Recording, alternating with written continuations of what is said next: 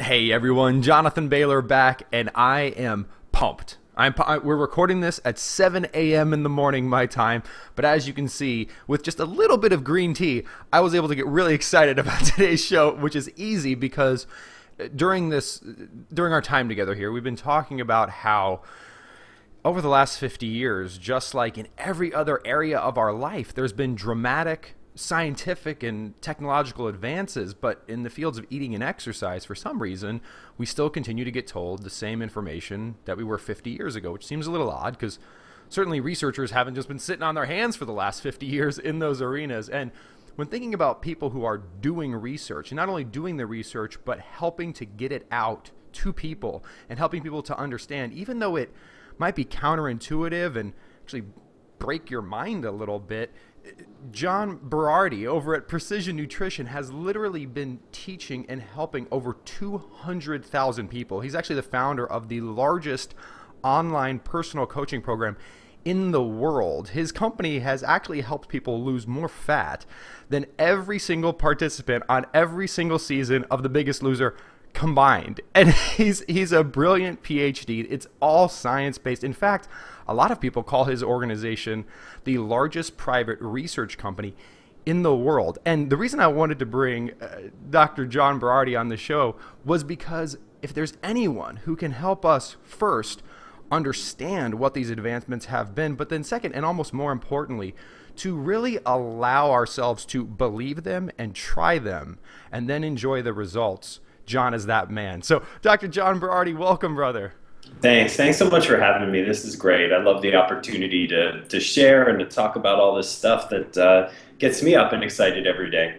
Well, John, thank you so much for joining us. And you, like I said, are in a very unique position to talk to this subject because not only do you teach the modern science of eating and exercise, but you also create it in many ways. So can you give us a bit of background on your organization, Precision Nutrition, first? Sure. About the sort of research aspects and then the practical coaching aspects?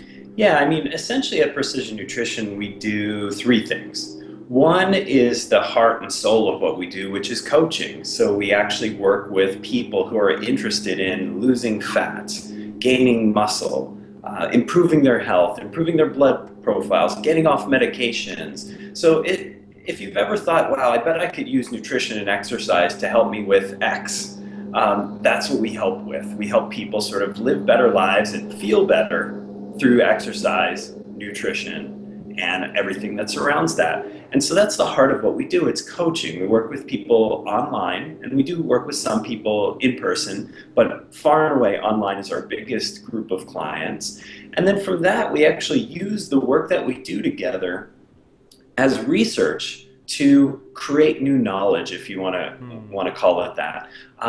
You know, the funny thing about sort of living in the past 50 years of nutrition advice is that scientific studies, while they continue to march on and advance, sometimes can be very sort of separate and divorced from what people actually do, like real human beings do in real life, not in a lab in a tightly controlled setting. But how they live and how they want to live. And so what we're doing is we actually have this unique opportunity. We work with so many people, and we do it on the web, which is really key because through the web you can collect all kinds of data, metrics, numbers. You can just see how often people interact with a coach. That's an important metric. You can see, you know, the things that they're doing. We can upload photographs. We can do all that kind of stuff. And, you know, on the back end, run these great analyses so that we're actually doing research. What type of diet is more effective than another type? Is there a particular habit that someone would have never considered as being important that sort of emerges as the most important predictor of weight loss or health outcome? So through that process, and we have millions of data points, we do analyses to determine what is the state of the art, what can we use predictably and reliably to help people get the type of result they're after? And then the next part of what we do, which is the third part, is we actually teach that to health and fitness professionals. So we have certification programs where health and fitness pros come to learn how we coach. And then we share all that research that we do with them so that they can be better in their own practice. And quite fundamentally, most of the people who come to us are really passionate about helping people change lives. And that's what we help them do. So that's pretty much what we're up to at PN. John, that is exciting for many, many reasons. Maybe one of the non-obvious ones that I want to highlight for our viewers is this data you're collecting, the analysis on it that you're doing. The only interest there is helping people. Like, you are doing that data analysis on the concrete objective of saying, how can we develop recommendations which are more effective? And while that's like, well, of course, why would anyone else collect data? You and I both know that there are studies and research done that have many more objectives or are funded by many other people than those who care about finding approaches that actually help people live healthier and fitter lives. Yeah, and you bring up such an important point, and this is actually the way we visualize it. Imagine that, that circle, that reuse and recycle circle, right? Yeah. So you use something and you recycle it, reuse. Well, we actually envision what we do as that, right? Mm-hmm. So we basically coach people, and in the process of coaching people, we learn stuff. Mm. And then we take that stuff that we learn and we teach it to professionals who can go out and coach people. Yep. And then what they learn, they bring back, and that's what we learn. And then, so it's this cycle of knowledge. So we're getting better all the time by working with people. Mm. And then by sharing what we learn, we help the next round of people even more. So it becomes this sort of upward spiral of knowledge and just basically help. We can continue to refine our methods. And that's the cool part, with our online coaching, for example, every round learns from the last round. Yeah. So we literally, every new program is changed based on what we've learned from the last time. So it becomes this continual iterative process of doing a better job. And while it might seem strange to say this, the field has never operated this way. Mm-hmm. For people watching and listening in, the field has never operated in this way because there's never been the opportunity to collect enough data. It's just been a group of passionate, caring trainers who may only be exposed to 50 or 100 people every year. Yeah. And that's not enough information and exposure to body types and exposure to physiology types to be able to really learn. So you end up getting a hunch for what works, but you never really know what works, and you don't have a system for reapplying it. So that's what I think we do better than anyone else. And it's something that gets me very excited, obviously. Dr. John, what are some of those things you've seen which maybe even, as a PhD, you had certainly some thoughts on the way things should work based on what you learned in textbooks and through research papers. Was there anything your data revealed where you were just like, wait a second, but no, it continued to bear itself out over and over again in the real world? Yeah, absolutely. I have a couple of lessons that I think are really important. One is, one has to do with the food you eat, and one doesn't, right? The one that doesn't have to do with the food you eat is this.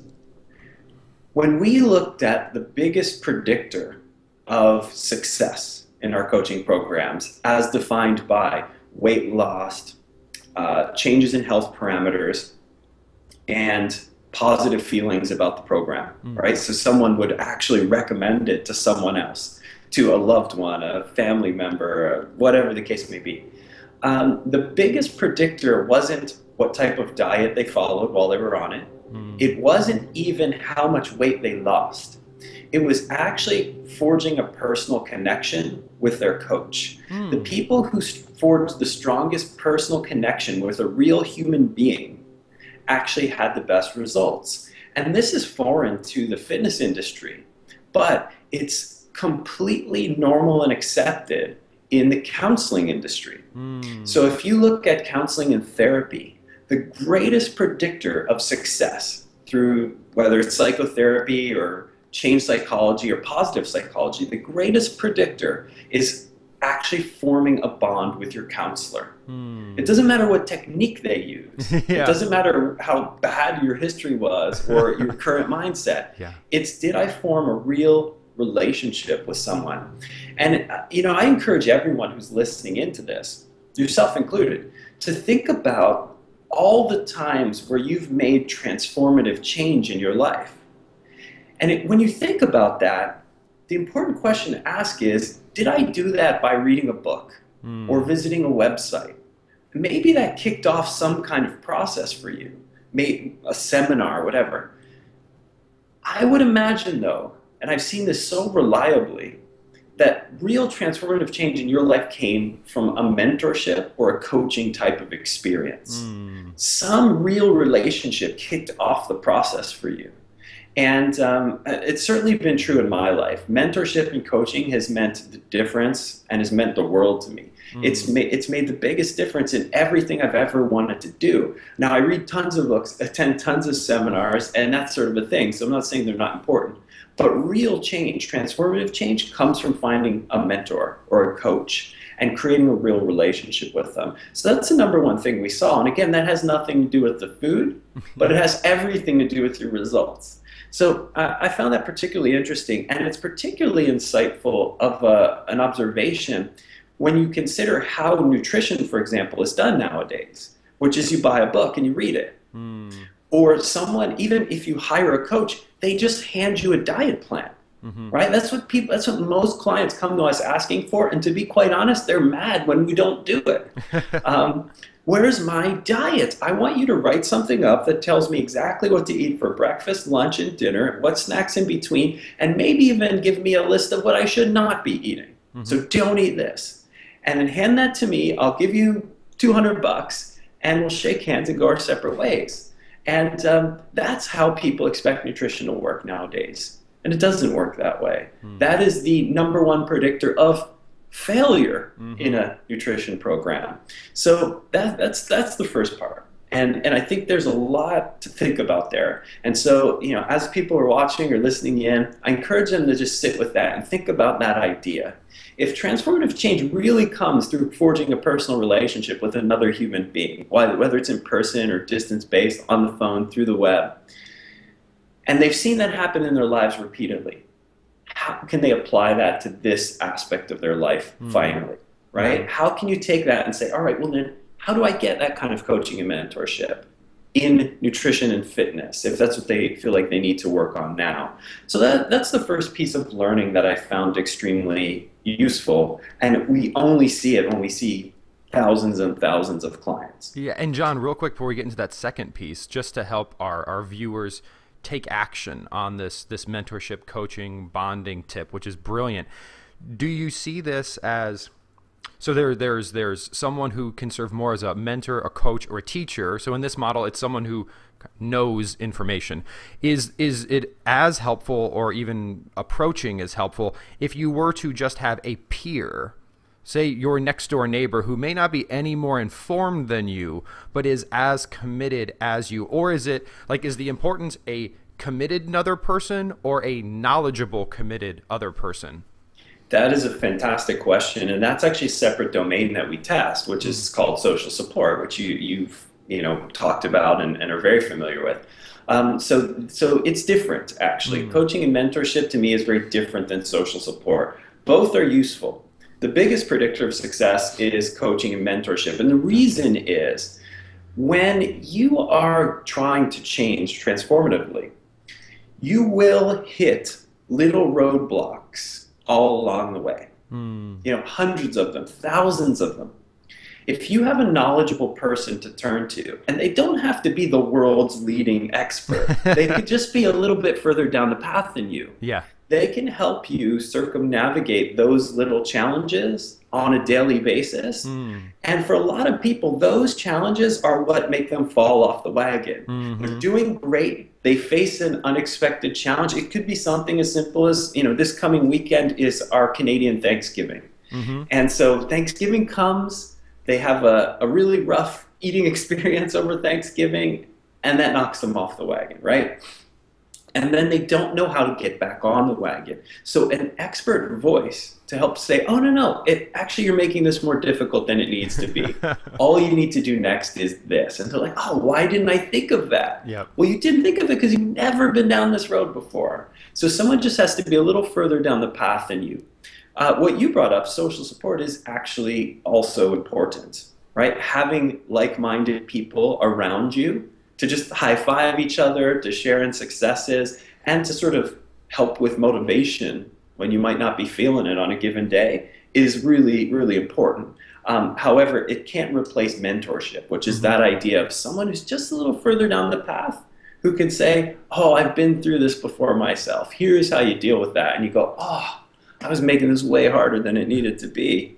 Okay, this isn't that stressful at all. John, I love this, and I want to get your opinion here on maybe the dark side of mentorship, if there is one, because I've observed two things. One is, I'll do one specific to men and one specific to women, and I want to get your take. So men is probably the most conspicuous. So a guy goes into the gym, finds someone who looks like he wants to look, and says, hey, brother, what did you do to get those big arms? And just tries to, and not knowing that guy's taking steroids and maybe he's genetically gifted and he could just sleep all day and eat candy canes and he'd have big arms. And then also for the females, maybe you have a woman who has a fundamentally different body type and she runs marathons because she's always been a cross-country runner and she enjoys it and it's fun, and she happens to also be slender. So then a female sees that and says, okay, well, the key to long-term fat loss is to eat as little as she does and to run as much as she does. But that might not be the right way to approach mentorship. Yes, thanks for bringing that up. It's really important because you have to think of mentorship like hiring a CEO for your company or something like that. Like you have to do some interviews, right? You can't just find some random person and go, oh yeah, you look like you might be good. You know what I mean? You drive a nice car. You must be very successful. I'd like to mentor with you, right? Yeah. So, I mean, if this is the mentality that you have to go into this with, if mentorship is the #1 greatest predictor of your success, then you should spend some time finding the right mentor. Yeah. Right? So that, you should figure out if this person has the same values as you. You should figure out if this person has a similar lifestyle and how they achieve their success. And I don't want to make this too sort of ominous a thing, right? But again, like you said, rather than just walking up to the dude at the gym and saying, hey, bro, would you like to mentor me, kind of a thing? There might be some other criterion that you might want to apply to this search, because it's the job to be done here is finding someone who can help you along the path. Your responsibility then is actually figuring out if someone's in a position to be able to help. Yep. And are there other tips, John, we could look to? So you made a key point there, which was someone who's in a position to help you out versus someone who's in a position to help themselves out based upon your ignorance. So are there some red flags we could look out for where if, this person seems to be great, they're charismatic, they seem like they know what they're talking about, they're using big words, but then they did this, this, and this. Okay, hold on a second. Mm-hmm. Yeah, absolutely. I mean, I am obviously a big fan of the personal training field. We work with thousands of committed, intelligent, caring fitness professionals every single day. In fact, in the last 3 years, we've certified over 15,000 of them. Wow. So around the world, over 100 countries. With that said, well, there's a lot of personal trainers who aren't very good either, right? So if that's your first thought, oh, I'm going to just find a personal trainer at my local gym, that could be a hit or miss proposition, right? I mean, often personal trainers are quite young. They love fitness and physical activity. That's why they went into this in the first place. And like you said, they may have looked that good regardless of what they did, right? If that's not your scenario, it's kind of a weird situation, isn't it? I mean, actually, one of the women on our team actually wrote an article, and in that article, it was kind of controversial. She suggested that personal trainers may not be the best people to help out beginning fitness enthusiasts. Mm-hmm. And personal trainers were like, what? Well, if not us, who, right? But her point was that most personal trainers end up in personal training because they love exercise themselves. The average person who has a lot of weight to lose or has never exercised in their adult life is probably the opposite. They probably don't love exercise, not yet anyway.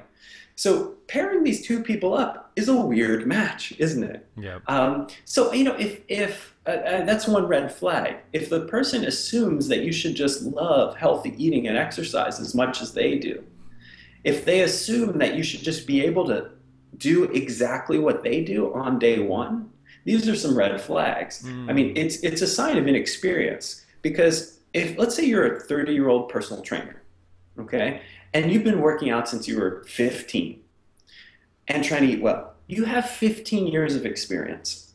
A new client may have 15 minutes of experience, right? So to suggest that it's really easy to just grocery shop this way, eat this way, commit this to much this exercise on day one is a red flag. This person doesn't understand the change process, which is often slow and it's not linear. It comes a little bit and then you go backwards. And so the progress chart for a new person in fitness is kind of like, whoa, loop to loop, it's not like straight, right? So it's a red flag when you find someone who expects you to give up the other things that make you who you are, to compromise the values and things that are important in your life, and to assume, which a lot of the fitness industry pushes this on people, that getting fit and healthy means having to create a massive lifestyle change.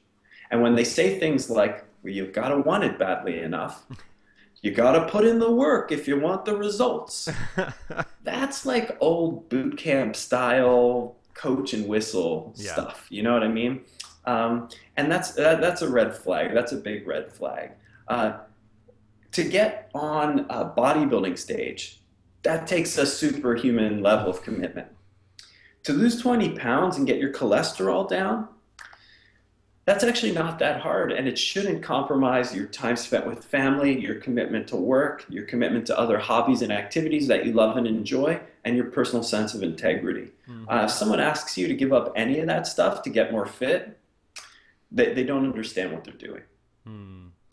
I love this concept. I know you talk about smallest change possible to get the biggest results possible. And is this another red flag?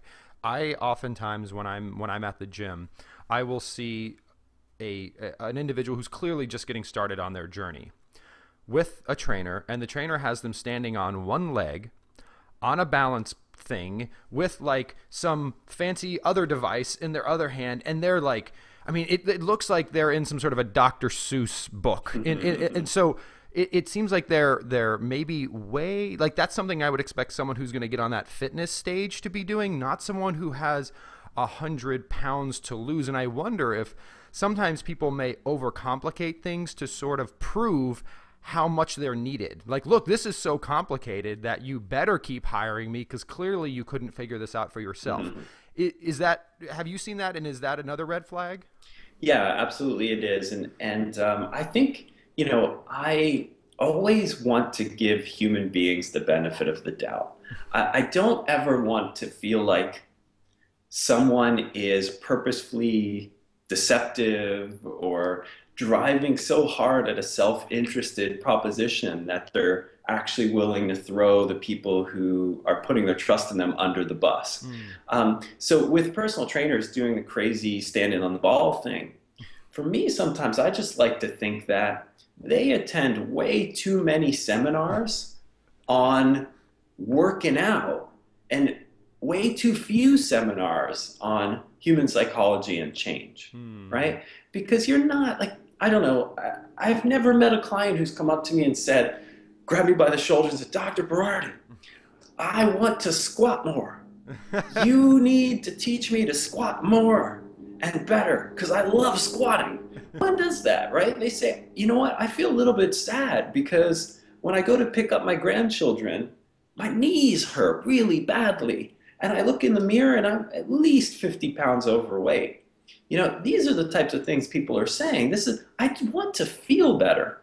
And I don't know how to do it on my own. Because if I did, I would have done it already. Yeah. So this is actually a change process that has to take place. It's human to human. If I was your client, John, you would need to connect with me on a human level. not on a biochemical level, not on a exercise physiology, muscle physiology level. So you would need to take some education on how to connect with humans on that level and help them through a change process. So I'm not saying personal trainers shouldn't take exercise seminars, but I think if that's all you take, and every year you go to 3, 4, 5 exercise seminars, and that's your continuing education, of course you're going to be doing a bunch of weird and strange exercises that seem cutting edge. Of course you are.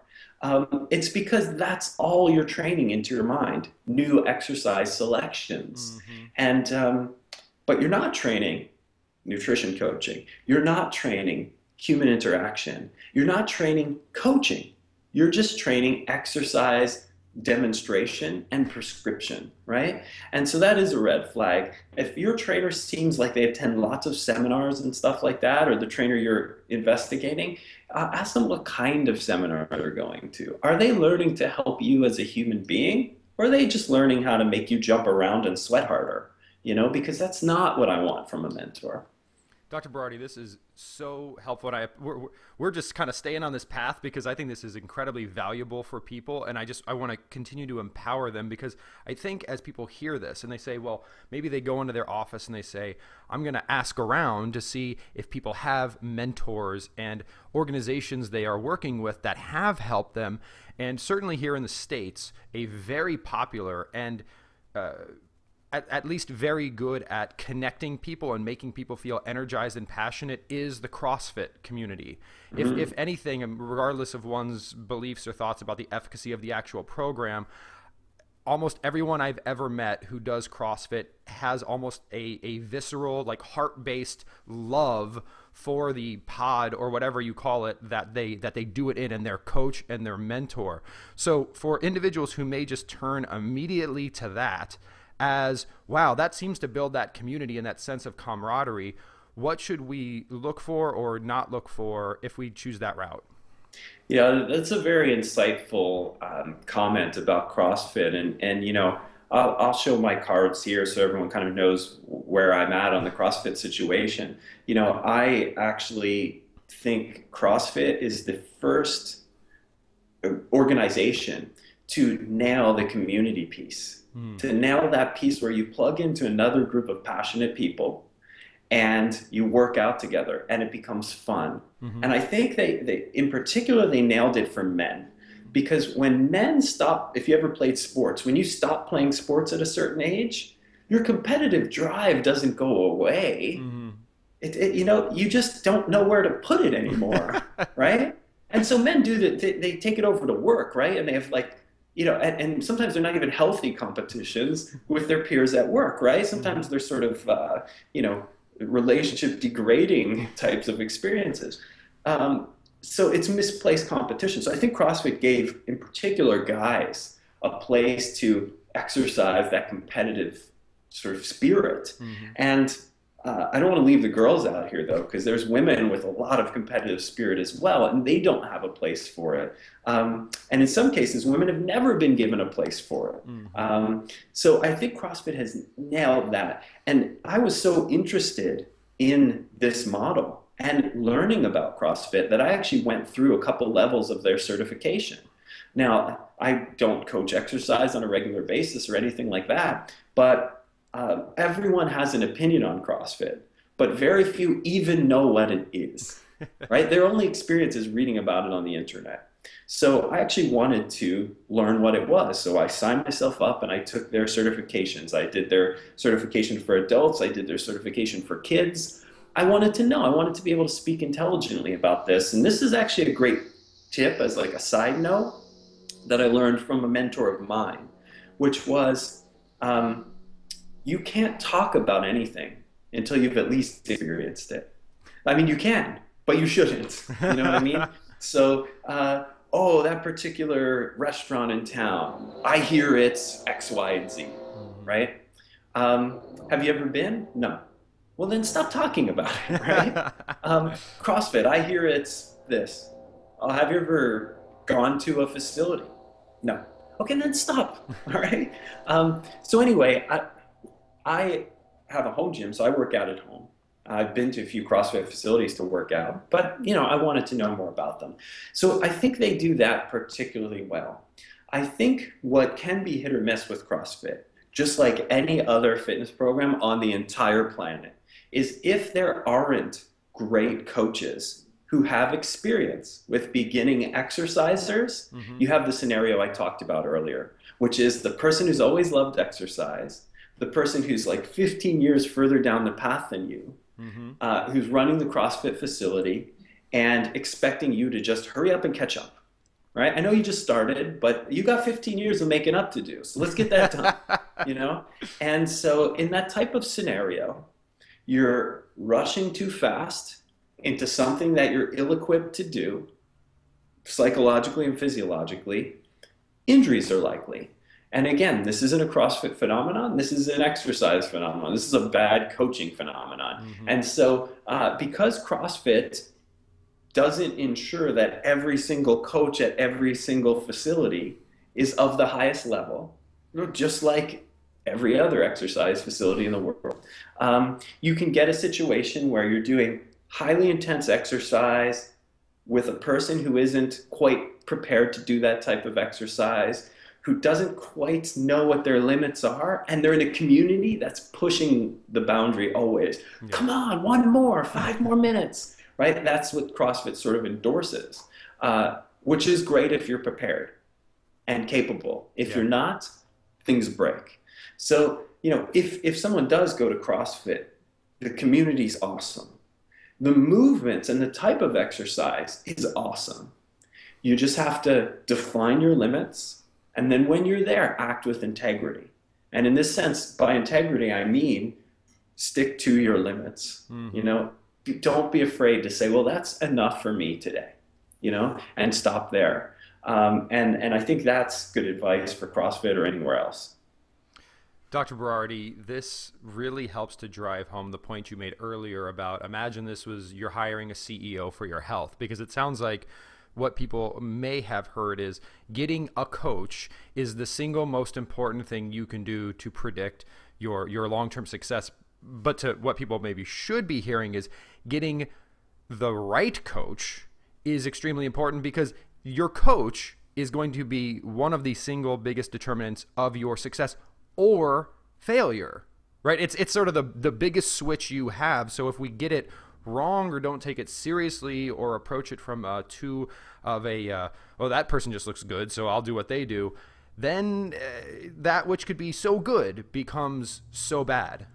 Yeah, absolutely. That's such an important point. And I'm glad we are talking about it, because throughout our conversation, I feel like there's been lots of great insights to come from it. But yeah, I think people who are watching and listening in, that is the key point.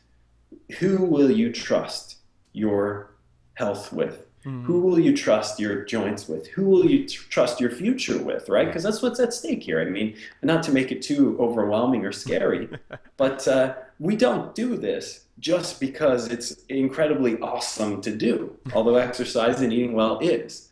We do this because we're actually also trying to invest in our future, right? So where are you going to put your investment is the question. Spend a little time thinking about that.